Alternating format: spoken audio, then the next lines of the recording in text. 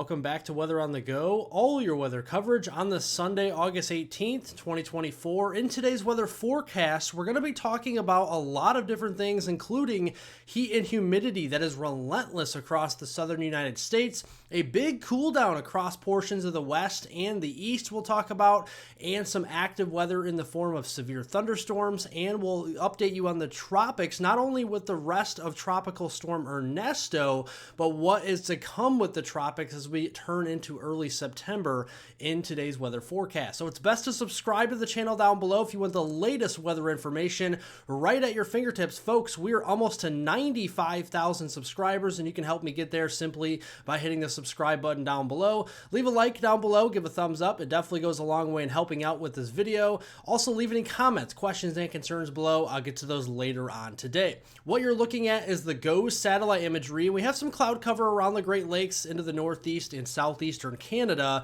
That is with the low pressure system that continues to spin across portions of the Great Lakes region as we go through late this weekend. Lots of sunshine though across the southern plains. We know that because we're heating up very quickly.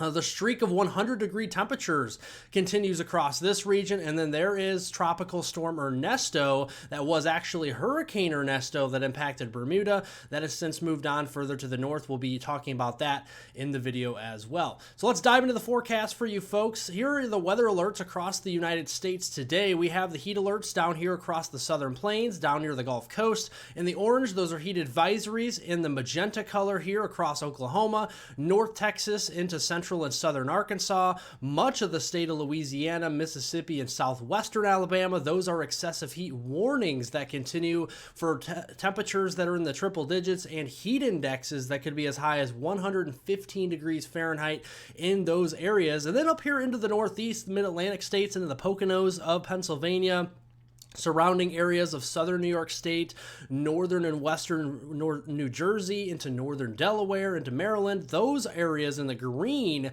those are flood watches where we're gearing up for some heavier rainfall. So let's dive more into the forecast here for today. Here's the ridge of high pressure across the southern United States, and this is actually bringing a lot of heat down here. Here are your high temperatures this afternoon. Into the triple digits we go into portions of Oklahoma City. We're at 106 this afternoon, 102 in Tulsa, 109 into the Wichita Falls region, and 106 into the Dallas-Fort Worth area. But look at the Northeast, the Ohio Valley, the upper Midwest. We're seeing temperatures today into the 70s and the comfortable 80s with low humidity. And then you look at the heat index this afternoon further south, excessive heat warnings are warranted, where widespread heat index values could be reaching 110, even 115 degrees Fahrenheit from Oklahoma into Texas, Arkansas, Louisiana, Mississippi, and even parts of southwestern Alabama.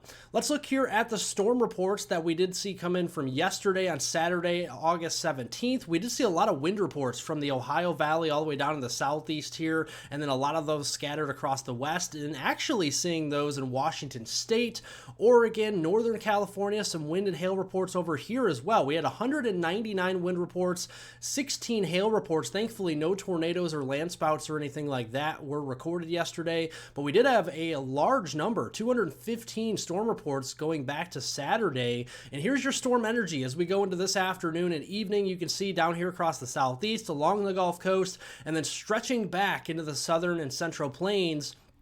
That's where that storm energy, your convective available potential energy, will be for storms. And that's where the day one outlook from the Storm Prediction Center is highlighting a level 2 out of 5 slight risk of severe weather from the mid-Atlantic coast all the way down through Virginia there into the Carolinas, Georgia, northwest Florida into Alabama, Mississippi, northeastern Louisiana, crossing back here into Arkansas, here into portions of northeastern Oklahoma, eastern Kansas. And then we have that marginal risk, level 1 out of 5 out here in the Rockies, from Montana all the way south into northwestern Arizona as we go through today. Tornado risk is a 2%, a very low chance, but still a chance that is greater than 0. So we have to watch that for New York City, into the Philadelphia area, Baltimore, Washington, D.C., all the way down into the Richmond, Norfolk area. We'll have to be keeping an eye on the potential for an isolated tornado or two in those major metropolitan hubs over here into the Northeast and the Mid-Atlantic. So timing it out for you this afternoon, scattered storm coverage, the greatest storm coverage this afternoon in the United States will be over into areas like New York City and Philadelphia and Baltimore, Washington, D.C. Those areas will have a greater storm coverage. Isolated storm coverage further south, you go toward the Carolinas and toward the Gulf Coast. Same thing over here in the Plains and the Rockies. And then we start to see more storm development in the Rockies this evening and less storm development across the east. And then we all see less storm development after midnight into early Monday morning as we lose the energy from the sun and we start to stabilize the atmosphere as well. Going into the new week, though, we have a new weather pattern for parts of the United States that will be shaping up. We have a very strong cold front that's dropping south. Canadian high pressure system dropping down from Canada to the United States on Monday will actually be a double-barreled area of high pressure from Ontario all the way down into Lake Michigan there in the United States on Wednesday. Very comfortable air mass, very cool temperatures for this time of year, and also low humidity most importantly, and that will even continue as we go into late week, although the warm front will advance across the Great Plains, bringing back some of that heat in the plains and the Midwest by the end of the work week. But looking at the week as a whole, Monday, August 19th through Friday, August 23rd, you can see where the heat will be. It's in the areas that have it now. Unfortunately, we're going to continue to bake in the heat with more triple digits likely from New Mexico into Texas, Oklahoma, and back down into Louisiana. Cooler out west, though, into Oregon, Washington State, into California, Nevada, even British Columbia and Canada, seeing below average temperatures that could be 15, 16 degrees below average for this time of year. And then the Ohio Valley, the Midwest, into the Mid-Atlantic, the Northeast, Great Lakes, Southeastern Canada. Those areas will also be 15, 16 degrees below average with our temperatures when you average all 5 days out here this week. So let's walk you through that. Monday afternoon, here are your highs. Yes, we're back to the scorching triple digits across the Red River Valley. No surprise here. It's been a hot summer so far. And then looking to the north, look at comfortable 70s, even 60s up here in Southeastern Canada Monday afternoon. One of the coolest mornings this week, a Wednesday morning on August 21st, where we're going to be waking up into the low 50s. Would not even be surprised in some outlying areas to be waking up in the upper 40s across the Great Lakes, Ohio Valley, and the Northeast, even up here into Southeastern Canada. And then as we go into Wednesday afternoon, you can see where the heat will be, same places, starting to build back with that warm front there in the Great Plains, but cooler, very comfortable 60s and 70s further to the north and east, and then out west into the Pacific Northwest as well.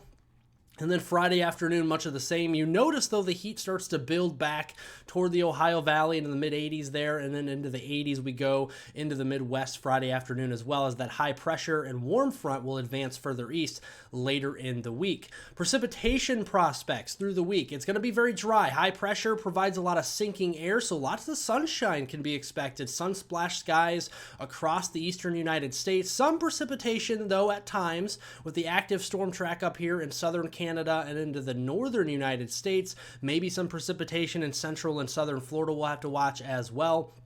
So going through the week, here's Monday, some active weather, low pressure that we see today will slide further east into Quebec and into our Maine as we go into tomorrow, bringing some unsettled weather for the Northeast and Mid-Atlantic, drying out though for the Midwest and into the Great Plains and out west as well. Going into Tuesday, watching for some stronger storms potentially here into the northern plains like the Dakotas and Nebraska, and you can see on Monday, strong storms possible here across the Mid-Atlantic and Northeast coast, some strong storms in North Florida and then down toward Louisiana, and then we have some more storms possible that could be strong to severe into the Great Plains, the western Great Plains that'll be, but also the Rockies. And then as we go into Tuesday, there's that strong storm chance from eastern Montana, the Dakotas, down into Nebraska and Colorado. And then as we go into Wednesday, very dry across the United States. Thursday, pretty dry in the United States, maybe some storms up there into the eastern Dakotas and Minnesota. And then we still have that active storm track further north, but pretty dry as we go into Friday as well. Overall, pretty dry week across the United States with precipitation. Here's your total rainfall here. Heaviest again across southern Canada, especially into British Columbia or even Saskatchewan, seeing some pretty heavy rain. And then the Dakotas is probably going to be the highlight of the United States, seeing the rainfall besides Florida, central southern Florida, maybe an inch or two of rain through the week, but this is averaged out over a 5-day period, so it's not going to come all at once. Areas that need the rain, unfortunately, will not be seeing it. This is the latest Climate Prediction Center U.S. drought monitor that was released here this past Thursday. And you can see very significant drought, actually exceptional drought starting to develop, unfortunately, there into western Montana, exceptional drought in West Texas, and extreme drought still developing here into West Virginia. We need work on this, and we don't have the moisture this week that will be supportive to eliminate any of this drought or even really alleviate any of the drought, unfortunately, but we'll keep an eye on that. Here's your tropical weather update here. Looking at the GOES satellite imagery here of Ernesto and looking at the latest update for Ernesto on the National Hurricane Center's tropical advisory. You can see this is a tropical storm, strong tropical storm still at 70 miles per hour. It's moving north-northeast at 16 miles per hour. It's actually just to the south and east of Nova Scotia, Canada, and it's going to continue to progress to the east here into the open waters of the North Atlantic and be a thing of the past by the middle of the week. Here is Ernesto as we go through today. Again, very offshore of the Nova Scotia and also of the northeast United States. It's going to continue to get closer to Nova Scotia tonight and then in early Monday. That could bring some higher wave heights, rip current risks, some stronger waves here that could cause beach erosion there to the coast of Nova Scotia, the southern coast of Nova Scotia by Monday. And then that system is long gone as we go into Tuesday, Wednesday here by the middle of the week. Looking at the wave heights here across the eastern United States, we did have some damage across North Carolina with the waves yesterday, unfortunately, some property damage, so hopefully that doesn't occur anymore this week, but that is possible with some of these higher waves that come in from Ernesto. And then on Monday, we actually could see some pretty significant waves approaching 5 to 10 feet there. Right on the southern coastline there of Nova Scotia, we'll be watching out for beach erosion, rip current risk, rough surf, all that sort of stuff. And then as we go into Tuesday, still some elevated wave heights for Nova Scotia, but not as high as what we see as we go into the next 24 hours. Long range, looking at the Climate Prediction Center's outlook for tropical weather concerns, going into early September, very likely still a 60% or greater probability that tropical waves coming off of Africa into the main development region, taking a run at either the Caribbean or the western tropical Atlantic, say like the Bahamas, the Bermuda again, will be more likely as we go into early September into that first week. And there are signs by a week from today, Sunday, August 25th, the EPS ensemble guidance is already starting to hint at a tropical wave becoming more organized on the African coast, and that will be pushing further to the west into the main development region by a week from today. And you can see tropical depression probabilities are already up to 60, even 70% here, just off the coast of Africa in the far eastern main development region. Now, this is important because this could be the start of what could be a very active late August, but more so into early September. But again, this is thousands of miles away from even the Windward Islands, let alone the United States. So we have plenty of time to watch this. No need to panic, and we'll be doing that right here for you, tracking those systems this hurricane season on this channel. Thank you all for watching. Make sure to hit the subscribe button down below for the latest weather information right at your fingertips. Turn on post notifications so you get the latest videos and live streams here as I do produce them. Make sure to press the like button, the thumbs up button down below if you did enjoy today's weather forecast. Definitely helps out. I appreciate it. Leave any comments, questions, and concerns below. Get to those after the video, and I hope everyone has a wonderful rest of their weekend out there.